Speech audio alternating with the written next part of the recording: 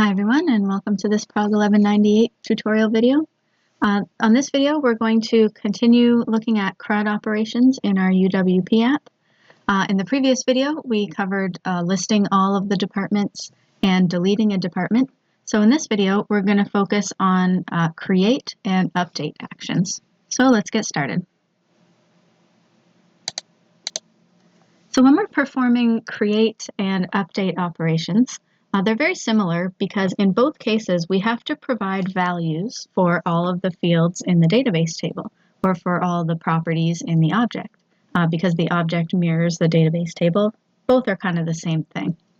So when we want to perform an add or an update, there's a very similar set of steps. So what I'm going to do is I'm going to focus first on the user interface and create a user interface that we can use for both of those operations. So we can use things like text boxes, combo boxes, check boxes, and radio buttons to control and allow the user to input or select the data that they want for their record, be it creating a new record or updating an existing record. We'll have to make sure in the code later that we specify whether the form is being used for an insert or an update. But for now, let's focus on making the form work for the department objects. So here's our user interface, our XAML mainpage.xaml file. And some of this area in the grid has already been taken up by other controls. So the find control we had up here at the top, and this area here, you can see this blue rectangle is representative of where the list view is for our listing of all the departments. So what we need is a list of controls that will allow us to either enter or modify the values in the department table. So our department table has three fields. We have department code, department name, and department budget. So we're going to need a way for the user to enter a department code, a name, and a department budget. Now to keep this simple, I'm going to use text boxes for all three of these things. In the future, you might consider using other types of controls based on what kinds of fields you have in your database. So if you have a bit field in your database, you might want to consider using a checkbox for that. Then it becomes easy. You can check it for true and leave it blank for false.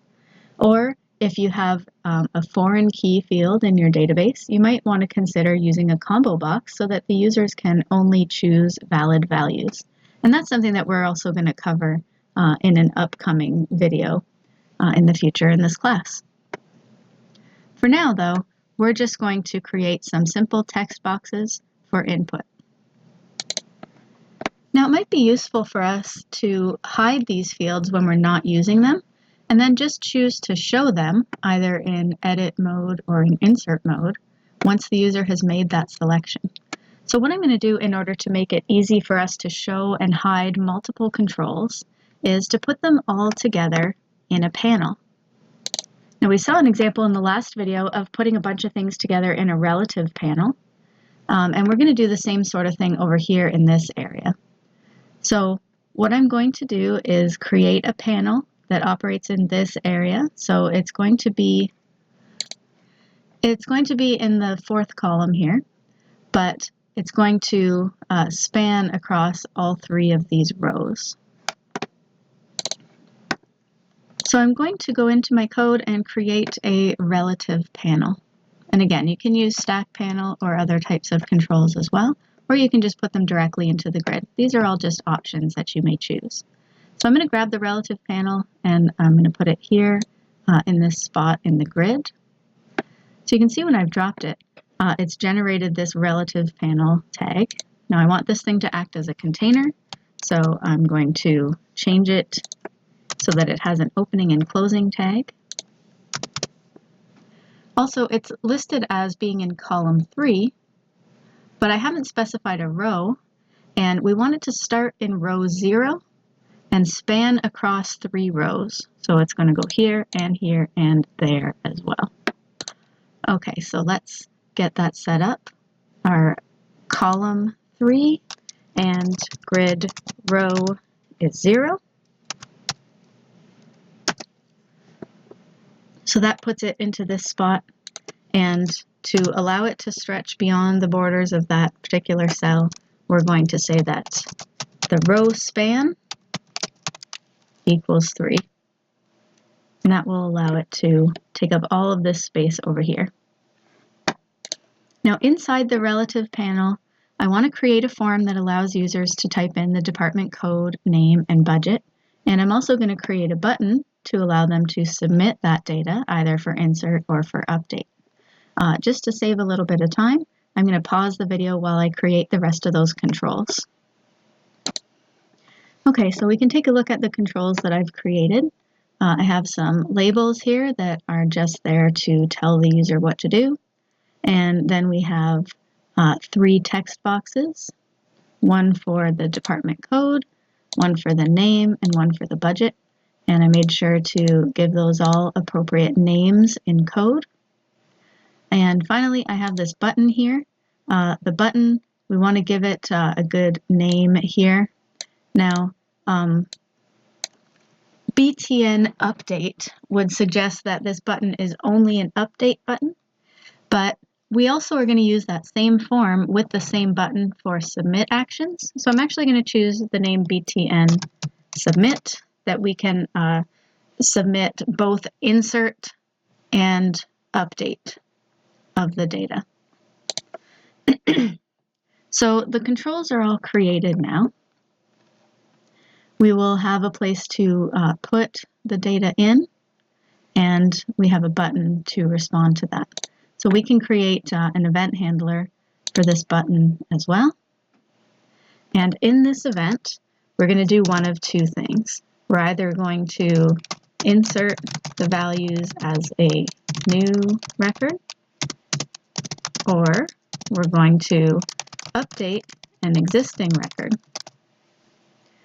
When we perform an update, we need to update the record with the given department code.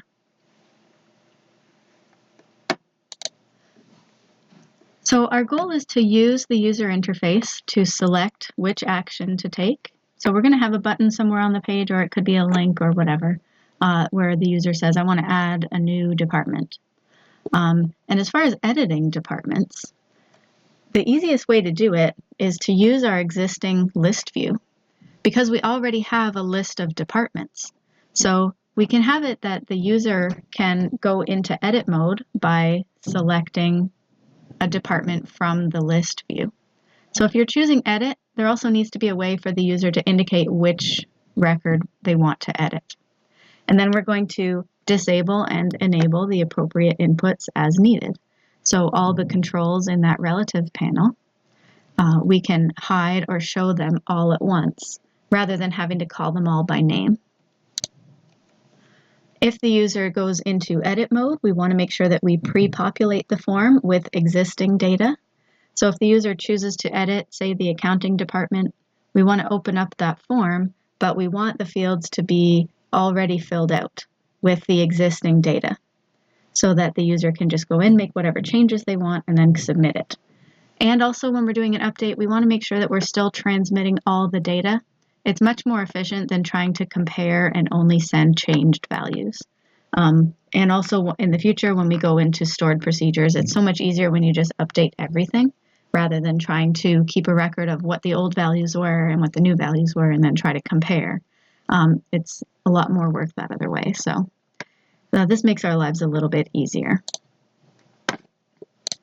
So our goal, just like in the last video, is to modify the data layer first.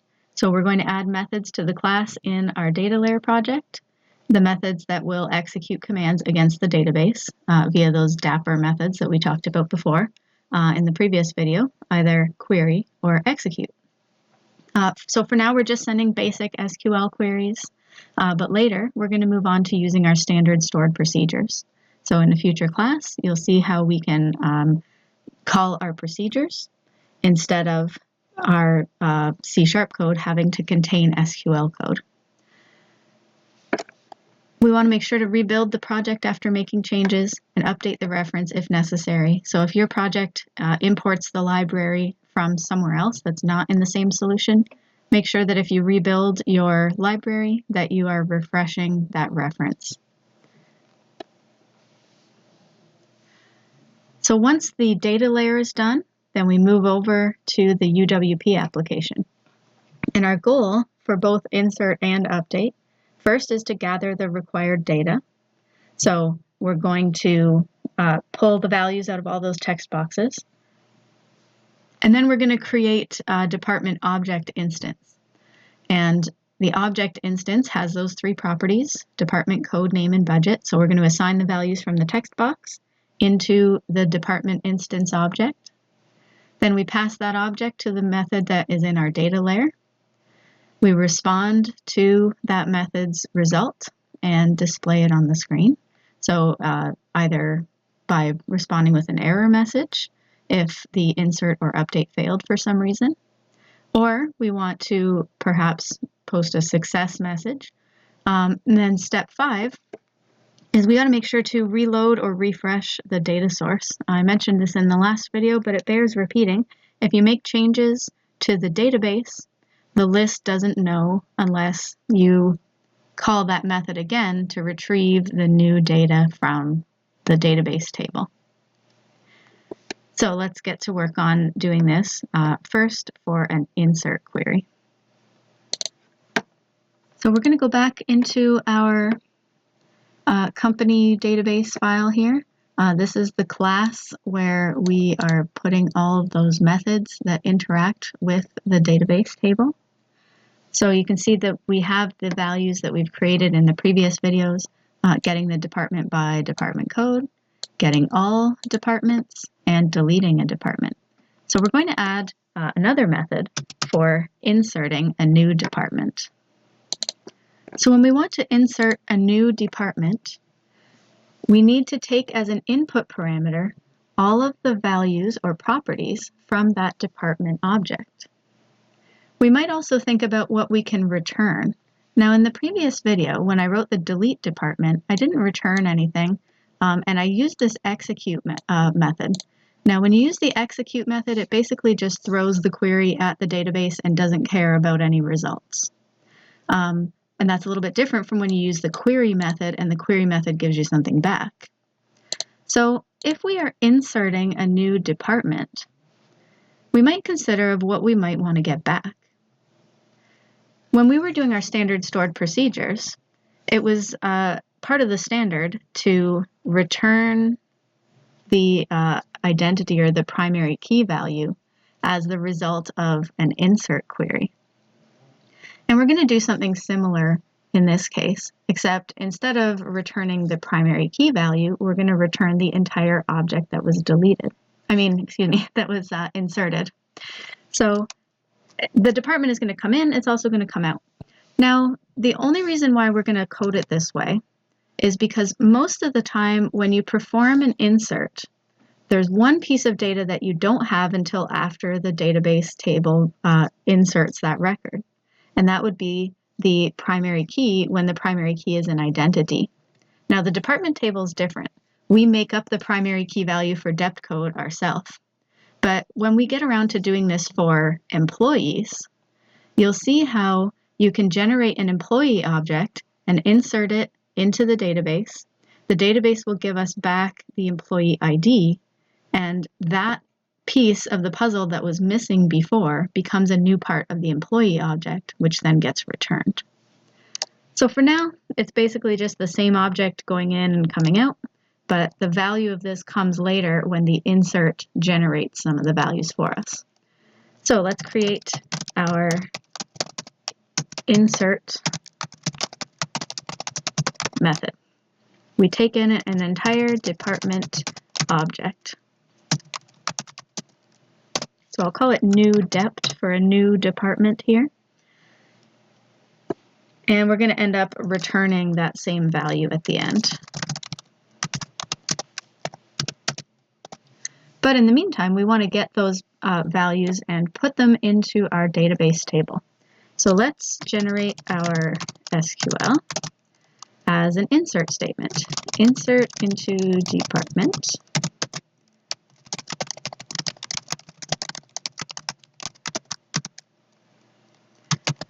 And then we have the values. And we have 3 input parameters.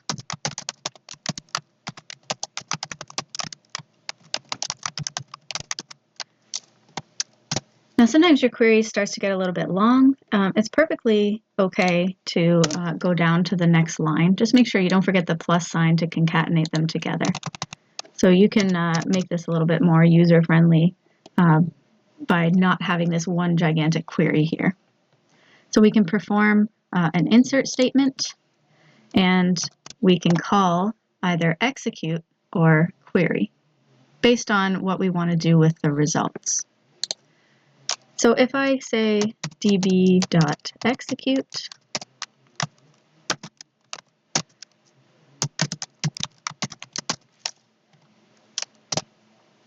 just like that.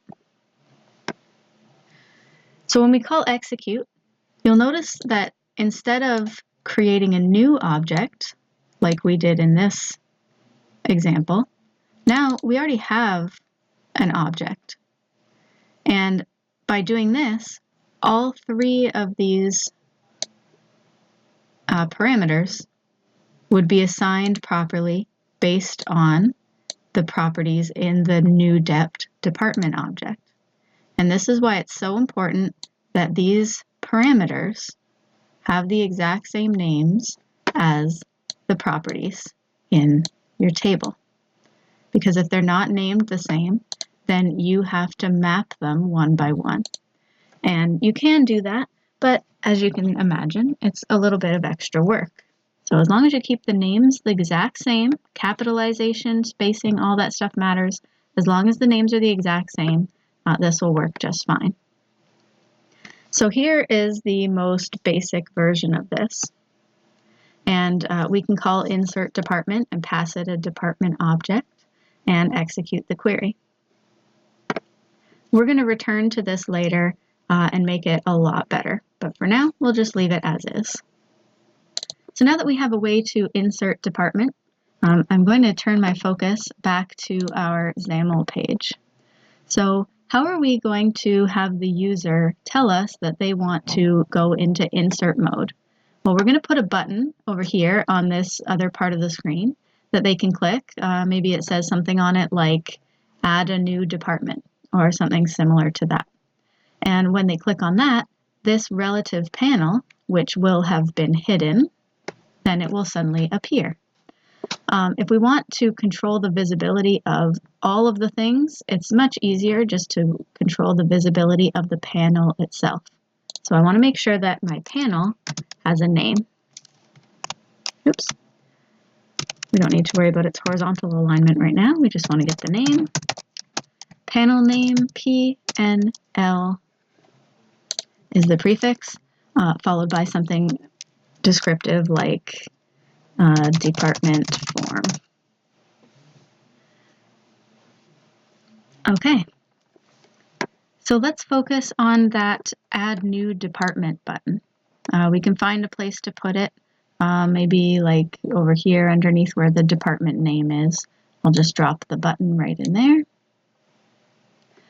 And maybe I'm not so worried about those weird margins. We'll just get rid of that.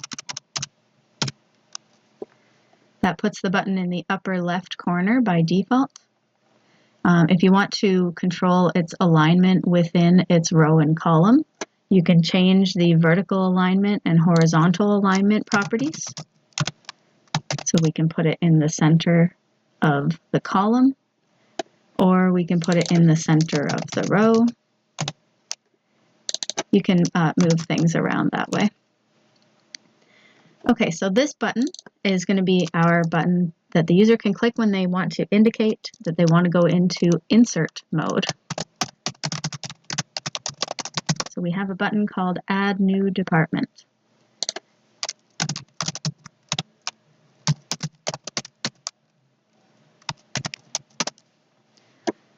Okay. Now, when we click this button, we're going to show this form over here. So let's create a click event for the Add New Department button. And all that we're going to do is take our panel and change its visibility to visible. Now, when the page first loads, the panel is visible by default. So if we want to turn that off, there's two ways that we can do it. We can set it that way in the XAML. I can take my panel here and change its visibility to collapsed. So collapsed means it's not showing, it's not taking up any space. The problem is if I collapse it in XAML, you'll see now it's gone from my designer, and I'm having a hard time, designing it when I can't even see it. So the easier thing might be, instead of collapsing it in XAML, collapse it in the code behind after it's generated. So if we go to our code behind, we're going to let it load first, and then I'm going to hide it. So we can set its visibility to collapsed here. So that will hide that panel until we need it either in insert mode or in edit mode. So let's test this out before we move on. I want to make sure that we can click that button and make that panel appear. Here we go. So my project loaded up. Everything looks like it's working pretty well here. We've got all the departments, and here's my Add New Department button. Now when I click on that, my panel appears over here on the right, and I have options now to type in values for department code, name, and budget. Now I might want to consider making some of these a little bit wider, but it also will grow as you type in it, so that doesn't matter too much.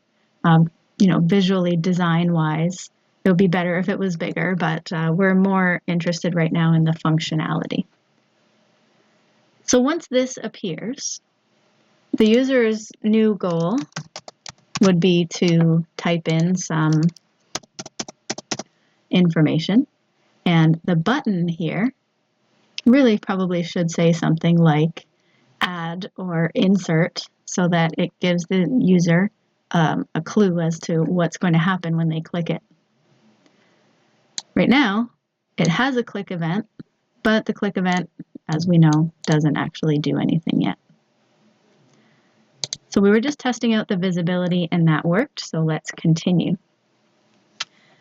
We wanted the button to say insert or add or something along those lines. But keep in mind that we're also going to be using that form for updates. So I'm going to use the button's content to indicate what action the user is about to take.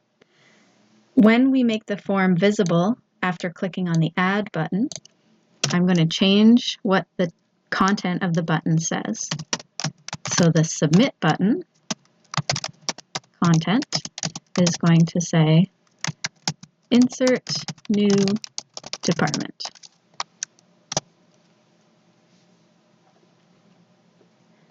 And we can test that out again and make sure that it inserts properly, or rather that it says it's going to insert.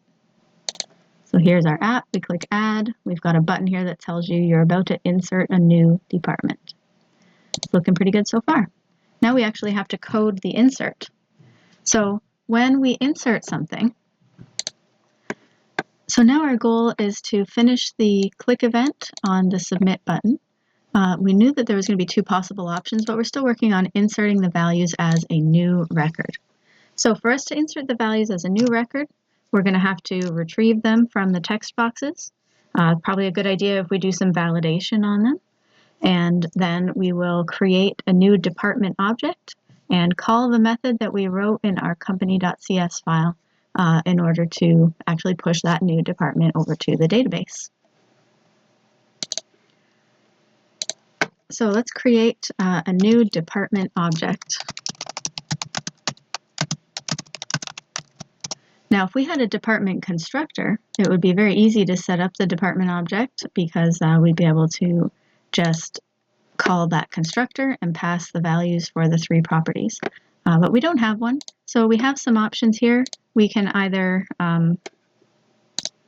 create our department like this and then assign the properties one by one. For example, d.department code equals the text box text property, and so on and so forth. Or we can use an object initializer. So this is a different syntax that you might have seen before, where you create the object and you initialize the properties all at once, just like this. So we start it the same, but instead of a constructor call, we have a set of brackets here, and we can set up department code equals and department name and budget the same.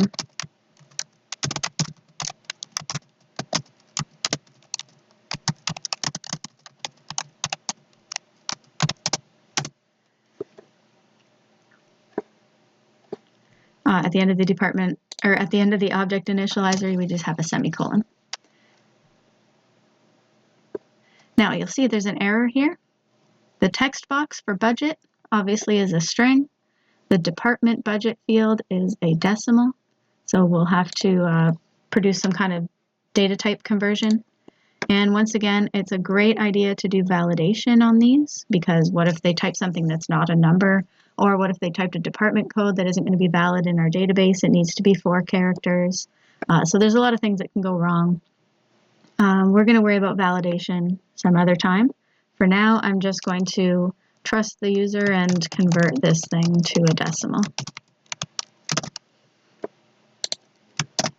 Later on, we'll make this project better by adding things like validation and error messages and things like that.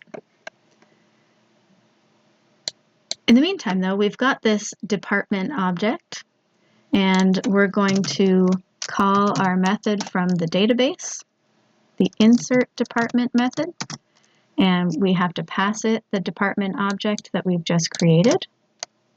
And keep in mind, it also passes back a department object.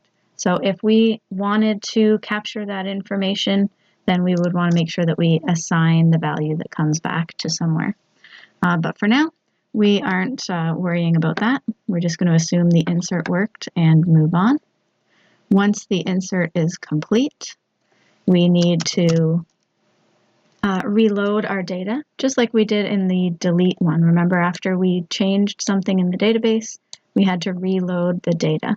So I'm going to call that method again, loading the data. And there's one more thing that I want to do. And the next thing that I want to do involves dealing with what's going to happen with the form. Once the insert is complete, I want the form to go away again. However, next time I click add and it shows up, all the information that they typed in there is still going to be there from last time. So not only do I want to hide the form, but I also want to clear out the values that are in them. Not to mention, I'm going to want to do those exact same things after we perform the update. So I'm going to write another little helper method. I'm going to put it in the same place where I put our previous helper method. But this one's purpose is going to be to reset and hide that form. So clear out all the values in it and make sure that it's not visible anymore. So reset and hide the form. So in here, we're going to clear out all of the values in the text boxes. So let's clear out the code and the name and the budget text boxes. And I also want to reset the content of that button because I had set the button to say that we were in insert mode. Remember, insert new department. And I want to undo that change so that next time if we go into edit mode, we won't see that message there. So our next step is going to be changing the content of the button. And we could make it just completely empty. but I don't like leaving empty buttons because there are certain keyboard controls that allow you to get to them even if they're empty. So I'm just going to make it say something generic like button, and we'll reset it again later if we want it to say something else. And after this, we also want to make that panel hide again. So we clear out the form, reset it back to its original state, and then hide it. Now that I have this method, reset hide form, I'm going to do that after inserting the department.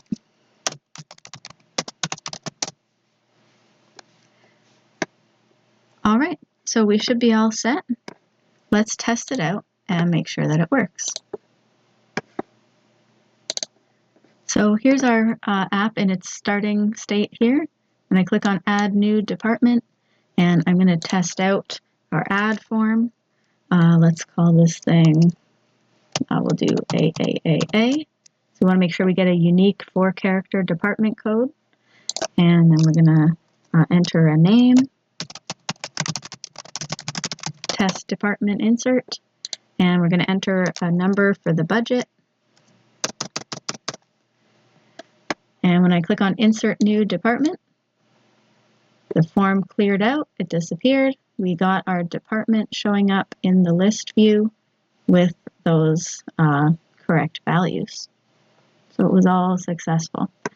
Now, this thing will break down if we violate the rules that are applied to the database table. For example, if we put a department name, if we leave that empty, or if we put in department code that is something that is not 4 characters long, things like that won't cause an error in our application, but they will cause an error when we try to send that information to the database.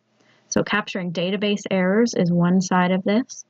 There are other potential errors that could cause in our actual application. For example, if I type something here that can't be converted to a decimal, that is going to be an error on our app side before we even try to go to the database.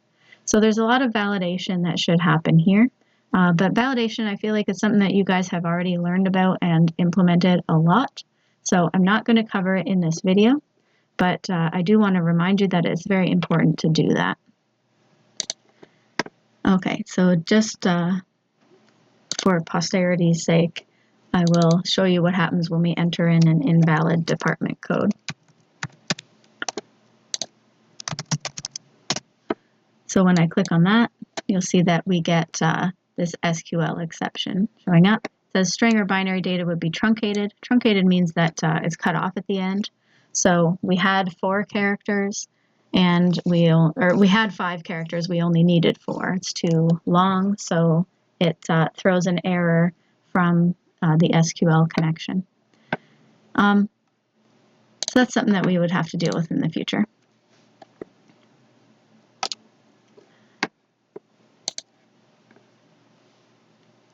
So let's move on now to dealing with updates.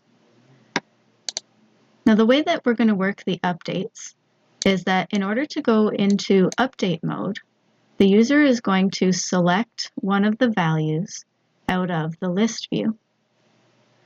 So in order for them to select a value from the list view, we're going to make an event on the list view that fires whenever the selected value changes. Now it's hard to click on the list view, when it's mostly invisible. So you can click on it in the design view, or you can just come down and click on it in the XAML code view. And we're going to go over into the events, and we're looking for an event called selection changed. So we're going to create that selection changed event. You can double click in the box next to it, or you can just type the selection changed event there and get a new event handler.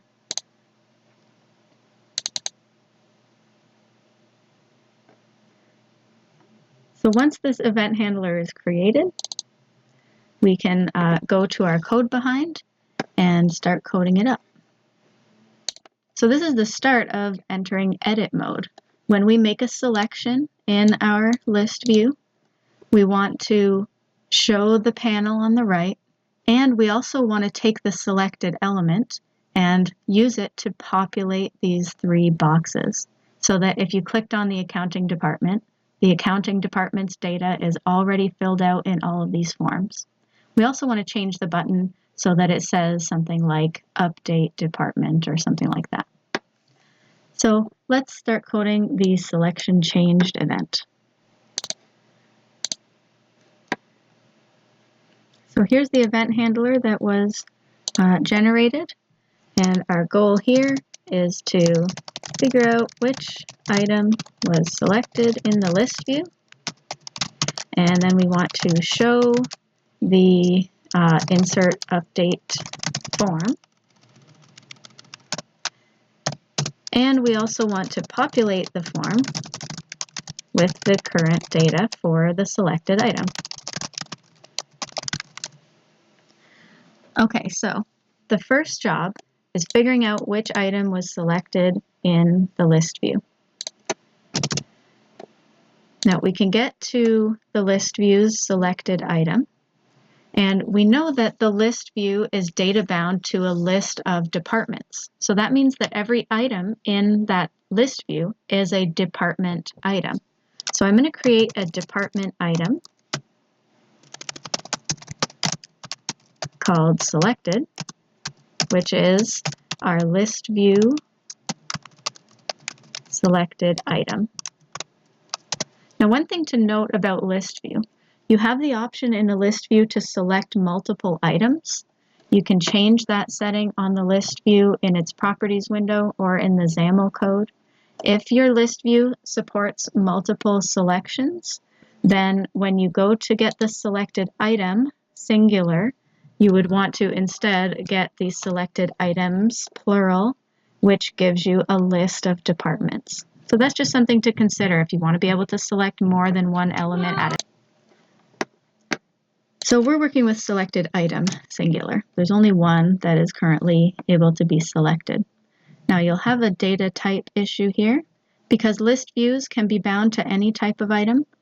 So we would have to specify that we know that this thing is a department data type.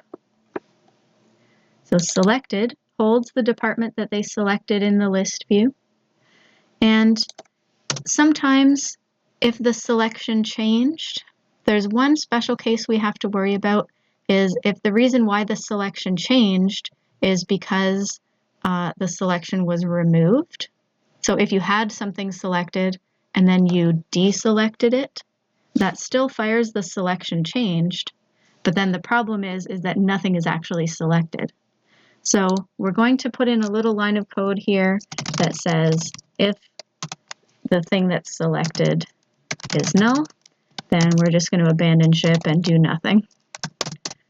So we only want to continue with the rest of this if you actually selected a department. If nothing is selected, then we're just going to leave this method. Okay, so if we get past that if statement, we can assume that we want to show that form, and we want to populate the form with current data for the selected item.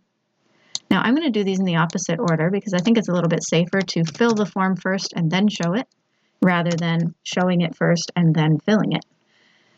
Doesn't matter too much. It's all going to happen within the blink of an eye anyway. Okay, so we have the department object that's selected. We know where we want the data to go. So it's just a matter of pre-populating these 3 text boxes. We have the department code, and I'm going to do the same for the department name and budget.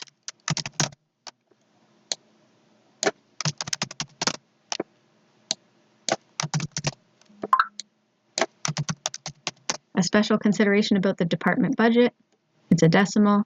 We need it to be a string. That's an easy fix. Okay, so we've populated the form, and then we're going to make the form show up. So we're going to set the visibility to visible. And there's a few more things that we want to do to make the form perfect. The first is changing the label on the submit button. So you can see how when we went into insert mode, we made the submit button say insert. In here, I'm going to make the submit button say update.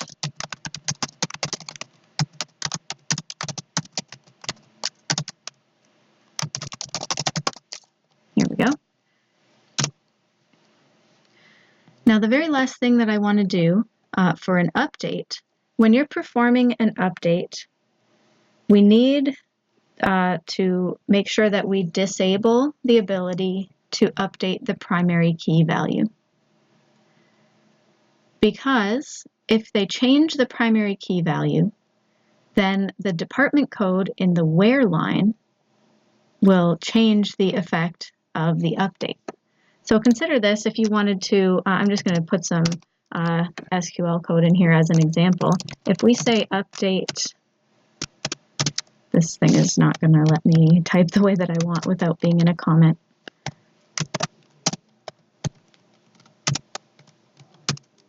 So if I were to write a SQL query that says update department, set department code equals to this, where department code equal to something different. This works and it works fine. But the problem is if this thing is going to be a variable, then that has to be the same value. The way that this whole thing is set up, we have a department object with a value for department code. So the only possibility is if both department codes are the same.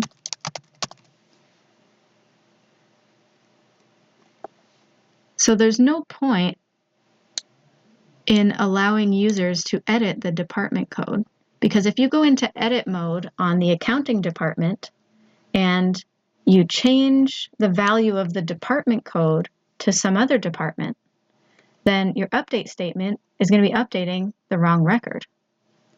So in order to avoid all of that craziness, we just disable the updating of the primary key.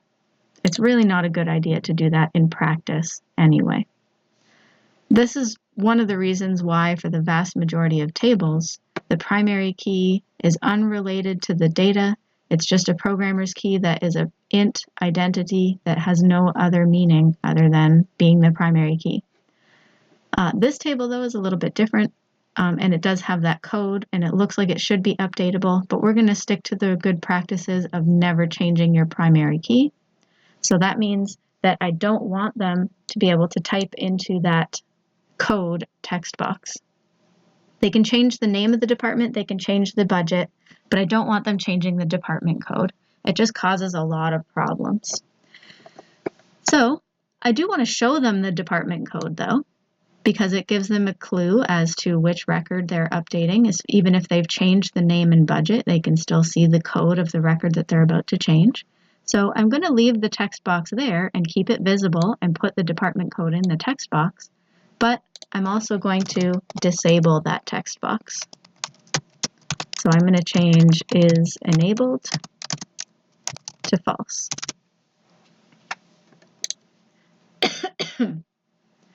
Now, if we disable this text box, one of the important things to remember is that because we also use the same form for inserts, after we perform the update here, we want to make sure that that gets reset just like everything else.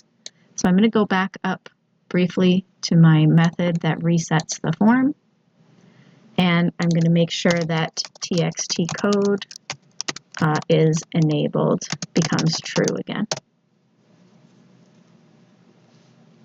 So we're just swapping back and forth between whether it is enabled, which means the user can type into it, or not. Okay, now before we move on, let's test this out and make sure that when we go into edit mode, we're able to pre-populate and view the form. So my app started, And I'm going to choose a department. You can see that as soon as I clicked on it, when I selected it, the form became visible. We have our department code text box that was populated with the department code, but it's also disabled, so I can't change that value. And we have it populated with the department name and the budget.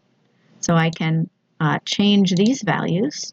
So for example, if I want to change test 1 to department 1, and I want to change the budget to, let's make it just all ones.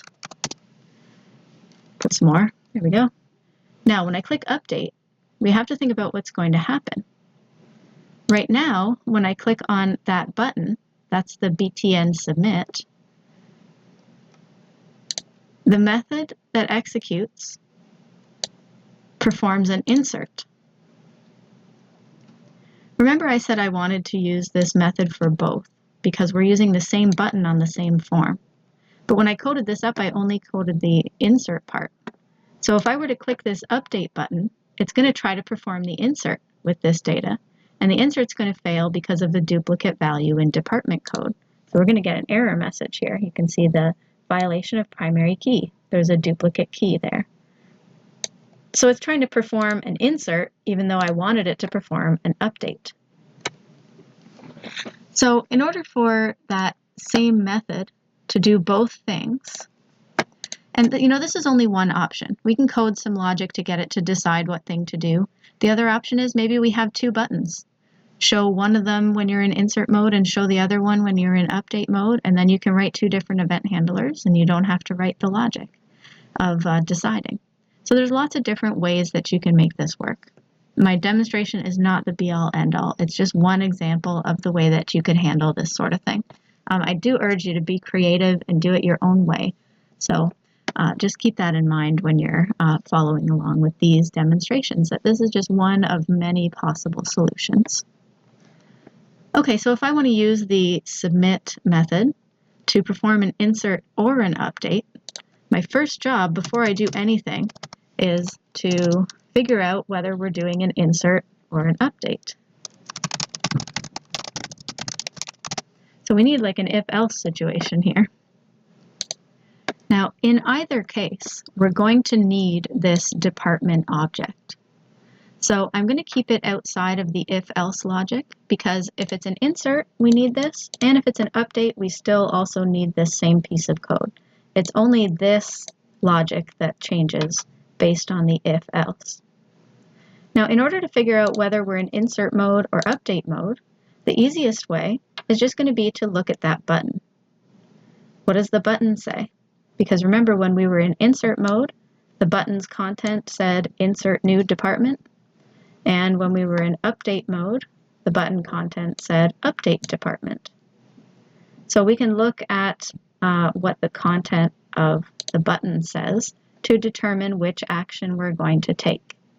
So I'm going to move this code up to the top here because we need that either way. And then we're going to determine whether it was an insert or an update. So I need to get to the button. The button is the object that triggered this method. Or we could always get it directly from calling it by name as well. But I like the idea of using the sender because then it's a little bit more dynamic, and if we call this method from other places, it will work differently. So let's get the button as the sender or the trigger of what caused this method to execute.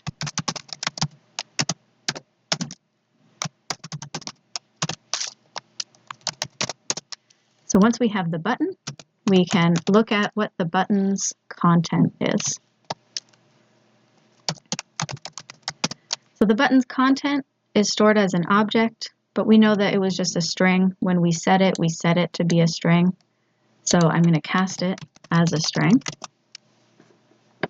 And we're going to look at it in an if statement and say, if the button's content says insert new department, then we're going to perform the insert.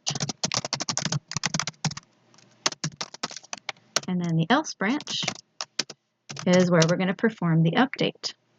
So we already have the code for performing the insert right here. So let's put that into there. Maybe a little bit more neatly than the way it turned out.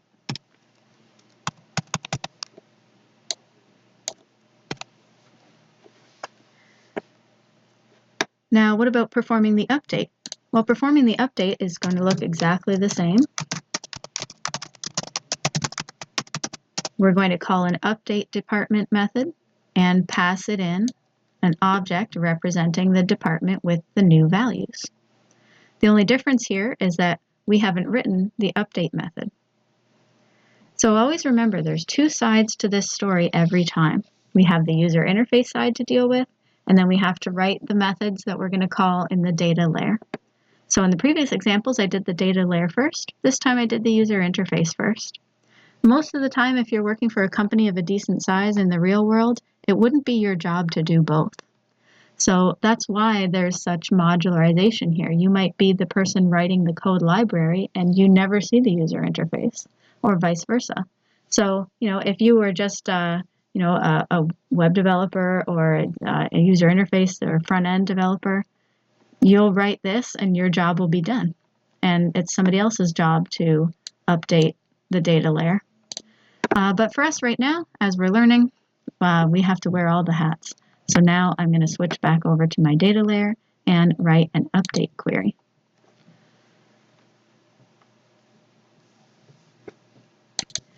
Now we can start out by just copying the format of the insert, but then I'm going to put a little bit more into it. So let's start out by saying we're going to return a department. I shouldn't say new department. Update department, we'll call that, and we'll write the SQL. I'll just pause while I type it. So I've written out the SQL statement, update department, and the set statement. Notice that the set statement is going to set every field in the table except for the primary key, and then the primary key appears in the where line. We don't want to be updating any primary key values. So after we have written the SQL statement, we're going to say database.execute.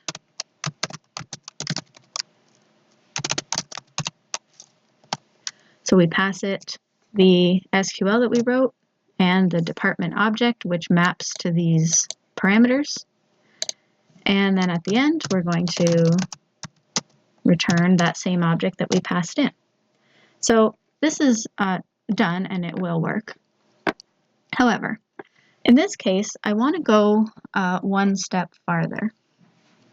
We can change the return type of an update to indicate something that will tell us whether or not it actually worked. And there's a few different ways to do it. One of them is by noticing that the execute method has a return type of int, and it returns the number of rows affected. So if we use an integer to capture that value, then we can do any number of things to respond to that outcome. For example, we can check to make sure that the row count is greater than 0, because if the row count is 0, then obviously nothing got updated in our database. So maybe if nothing got updated, we can throw an exception. So we can try to do this. Excuse me. And we can throw an exception if row count is 0.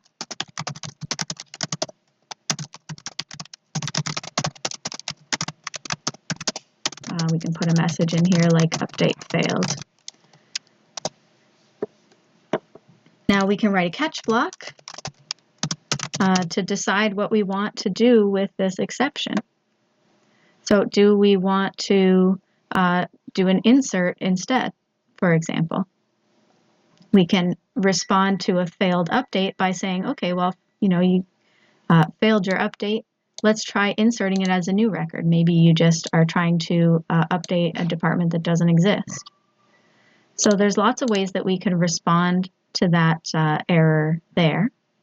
Or if we don't want to respond here, another option is to throw an exception that we don't immediately catch. So if update department throws an exception, and we're calling update department over here, we can put this in a try and respond to the exception on the user interface side. And responding on the user interface side is nice because now we can actually tell the user what went wrong. So we can try to call this method. This method might throw an exception, and if it does, we can show them an error message. We can bring up a message dialog, or we can put a message somewhere else on the app, somewhere in the grid, or there's lots of different ways that we can respond.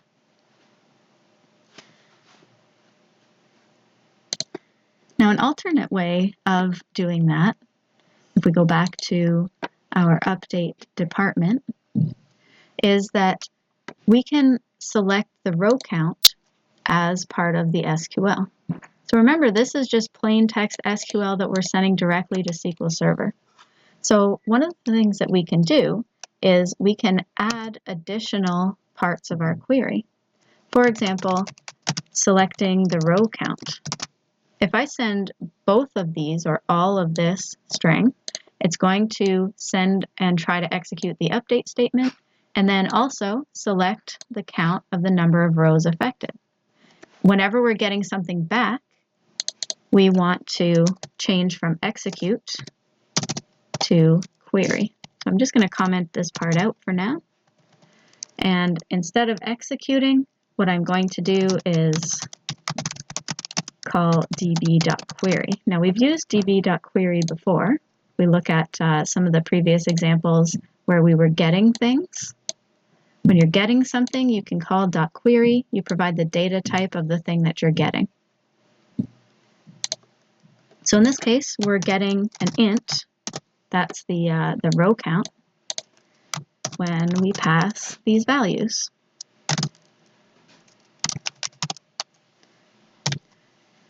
Now, because we're just expecting one single value, I'm going to add .single onto the end. And this will allow us to get that row count value directly from the select query. And you're not limited just to row count.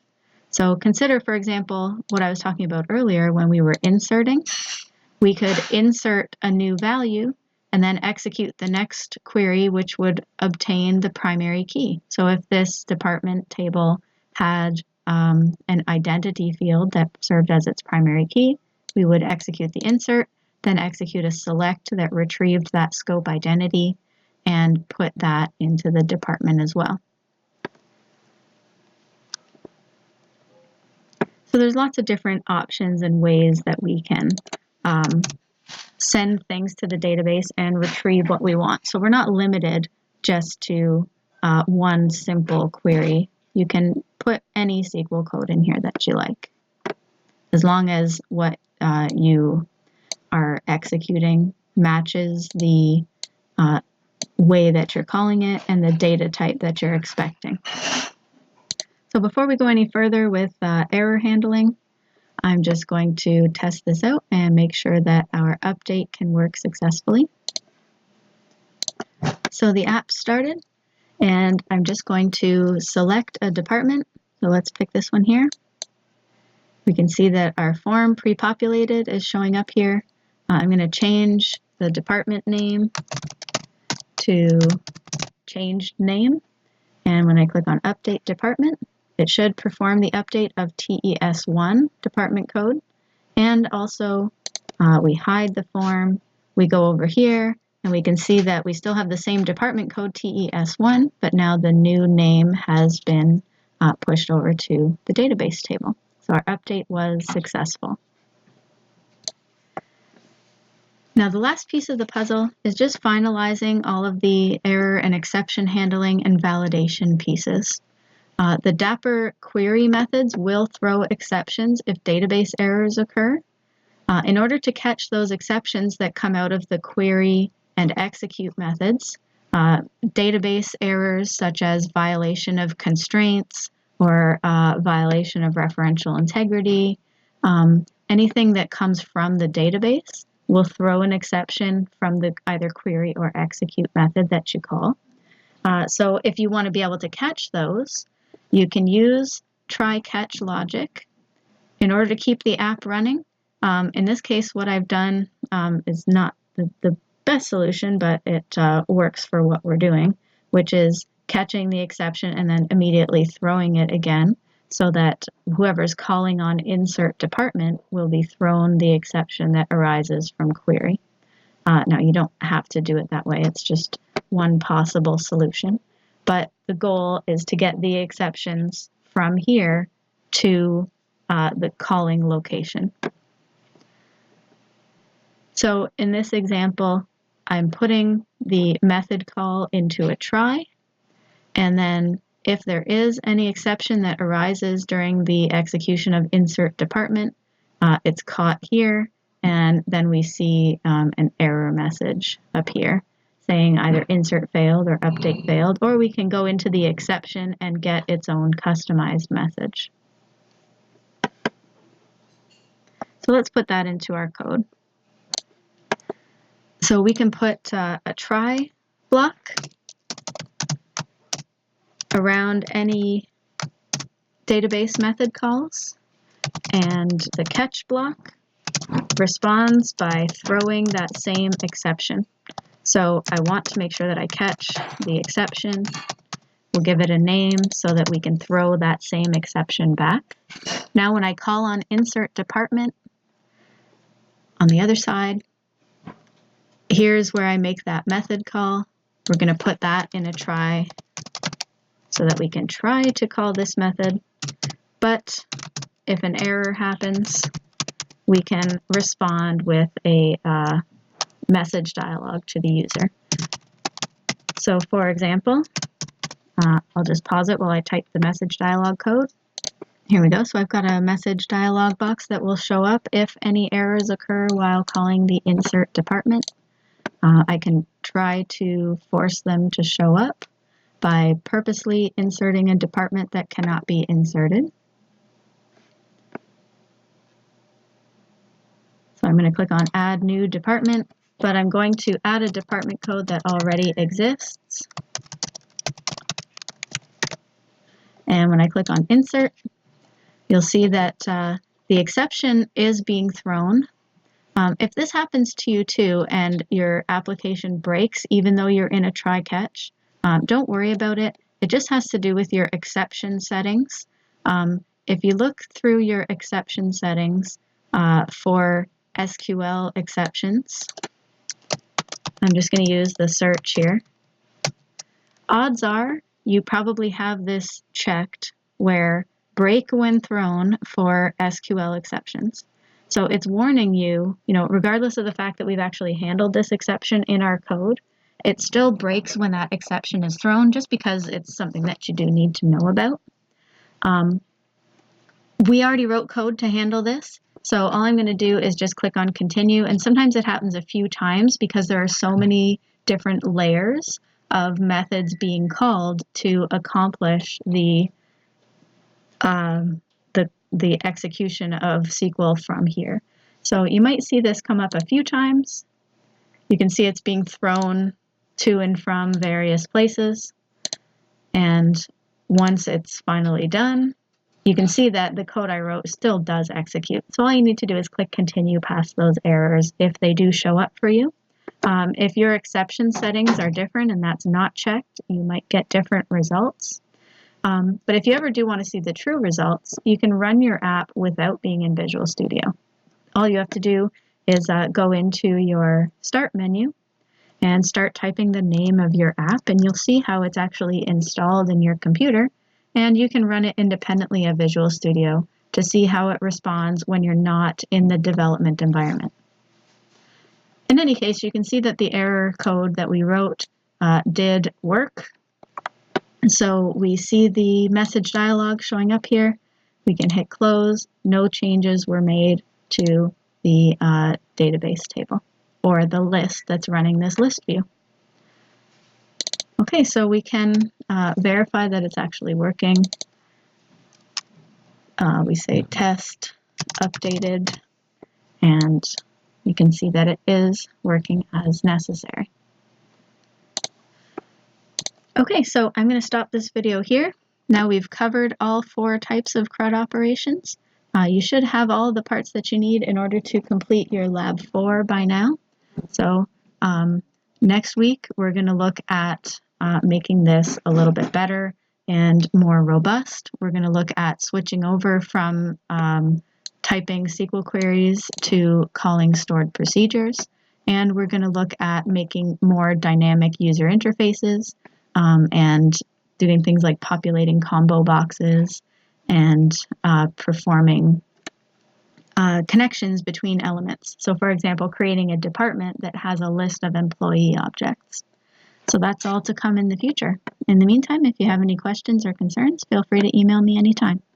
I will see you next time.